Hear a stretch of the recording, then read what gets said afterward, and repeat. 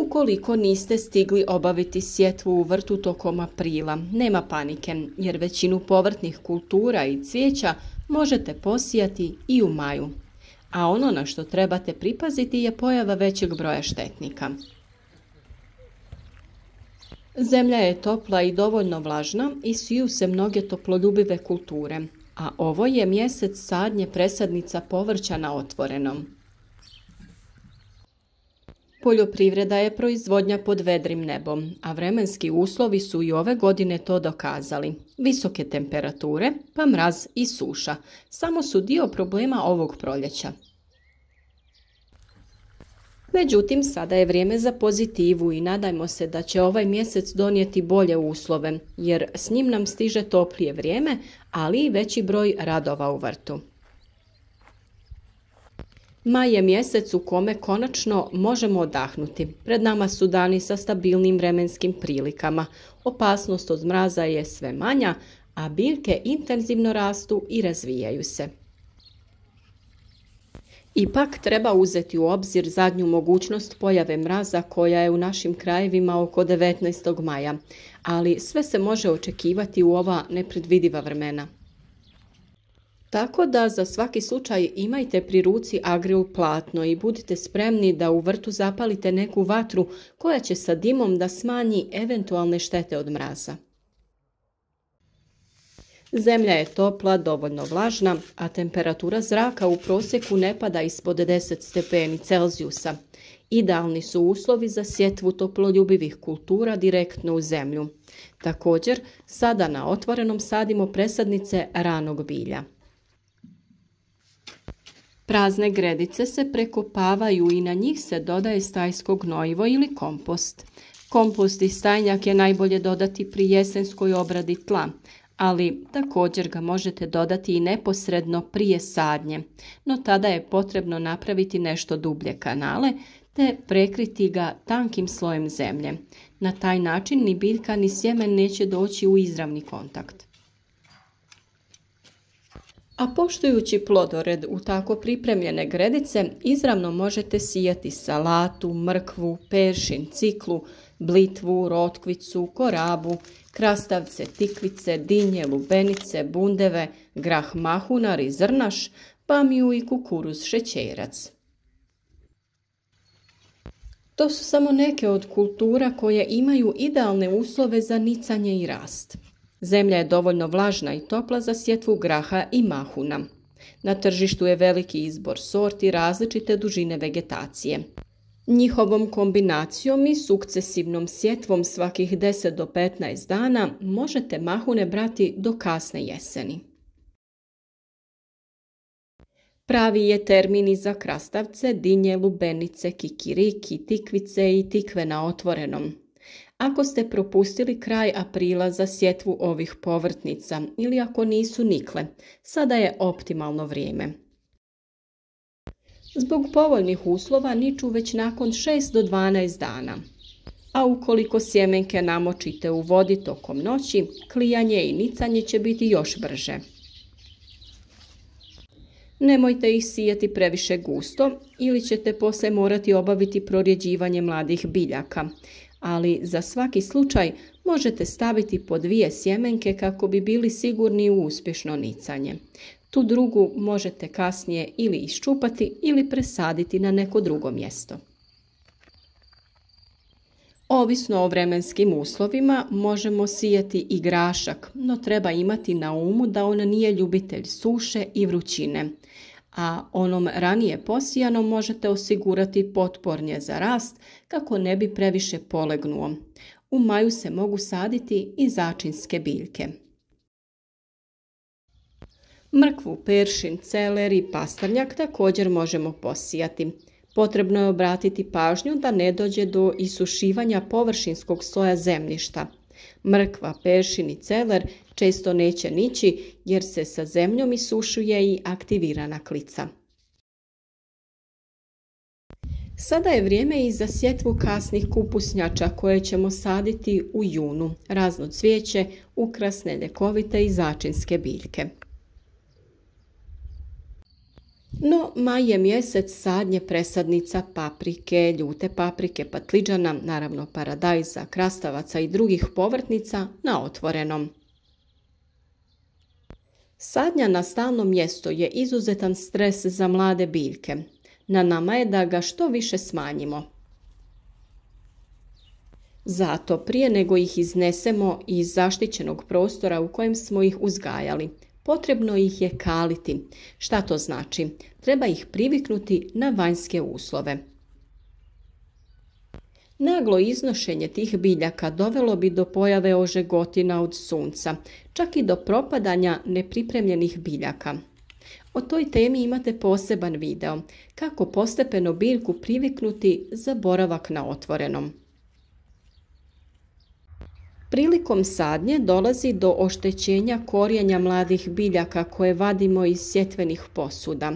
Zbog toga trebamo imati presadnice sa što razvijenijim korijenom, zdrave i snažne. Neki uzgajivači prakticiraju da mlade presadnice pikiraju direktno na stalno mjesto. Tako dobivaju biljke koje razvijaju korijen odmah u tlu jer ih se ne presađuje 2 puta. Sve to zavisi od klimatskih uslova i uslova u tlu koji su u vašem vrtu. Tu se ostvaruje svojevrsna financijska ušteda jer nema troškova za pikiranje u posudice, ali morate imati na umu da ovakve biljke se prvo moraju dobro ukorijeniti i zato nešto kasnije stupaju u rod. Na otvorenom naravno prvo sadimo paradajz, a onda 10-tak dana kasnije paprike i patliđan, jer je paradajz ipak nešto otporniji.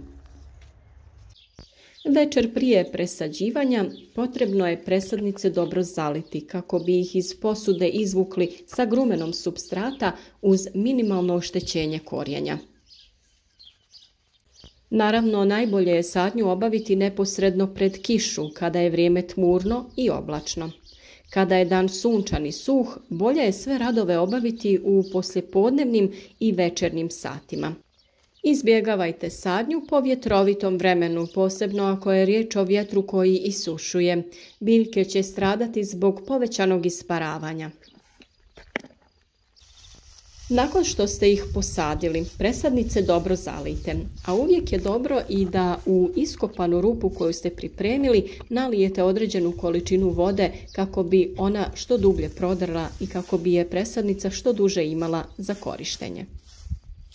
Prilikom prvog zalijevanja možete u vodu dodati i neku prihranu poput one od koprive ili kvasca, a s obzirom da ima dosta novih gledatelja na kanalu, opet ću reći da o receptima takve prihrane imate posebne videe, kako se prave i kako se koriste. Tu je i video o prirodnom hormonu za ožiljavanje, a naravno tu su i vodotopiva NPK hranjiva, o čemu smo također dosta govorili.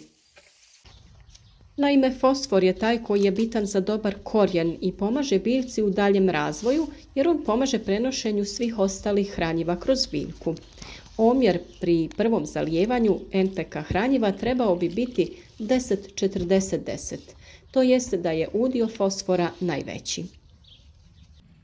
Kao što sam rekla, u slučaju da postoji opasnost od hladnoće, a posadili ste biljke na otvorenom, zaštitite ih agrotekstilom. Naravno, kako niče sve u vrtu, tako niču i korovi. Zato je tek iznikle biljke potrebno na vrijeme osloboditi od korova kako im ne bi uzimao hranjiva, zagušio ih te im onemogućio rast.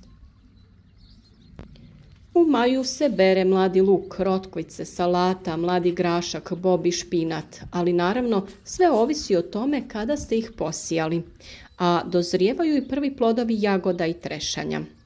Ljekovito bilje se također bere u maju, pa ne zaboravite na koprivu koja vam može poslužiti i kao odlično gnojivo u vrtu, majčinu dušicu, matičnjak, trputac, ali i bazgu od koje se radi fini domaći sok. A sada malo o problemima, jer čim postane toplije javljaju se brojni štetnici, ali i korisni kukci poput bubamara, pčela i bumbara. Na velikom broju biljaka javljaju se lisne uši, a s njima se hrane bubamare, pa ih okupite u svom vrtu. Vodite računa i o tome da se u maju javlja prva generacija krompirovih zlatica koje treba na vrijeme skupiti i uništiti. A što prije suzbijete prvu generaciju, manju ćete najezdu imati kasnije. Problem naravno kao i uvijek stvaraju i puževi, pogotovo kada je riječ o vlažnim uslovima, pa ih na vrijeme treba sakupiti i maknuti iz vrta. O štetočinama i njihovom suzbijanju postoje već videi na našem kanalu, ali kako se i mi susrećemo s tim problemima, tako ćemo vam prikazivati naše načine borbe protiv štetnika i naravno u narednim danima objaviti video i na tu temu. Dvogodišnje cvijeće poput mačuhica, potočnica polako završavaju svoj životni ciklus i postupno ih možemo zamijeniti jednogodišnjim biljkama, odnosno ljetnicama koje će vrt krasiti sve do jeseni. To su primjerice begonija, dalija, kadifice, vinke, vodenike, neven, prkos i slični.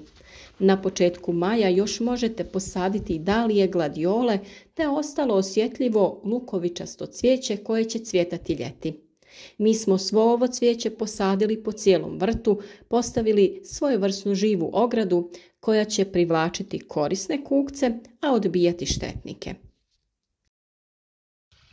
Već je na veliko u prodaji sezonsko cvijeće koje je najbolje presađivati na otvoreno kada prođe opasnost od mraza.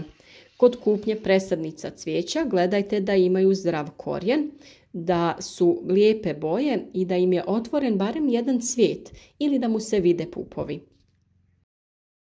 Kada ste sigurni da neće biti više mraza, na otvoreno možete iznijeti fikuse, limune, kaktuse i slične biljke koje u loncima preko ljeta držite vani. Nemojte ih odmah izlagati jakom suncu da ih ne oprži. Naša bašta se polako slaže i za sada zeleni, ali uskoro će tu biti puno plodova koje ćemo sa zadovoljstvom obrađivati i naravno brati, te uživati u blagodatima našeg rada. Isto želimo i vama.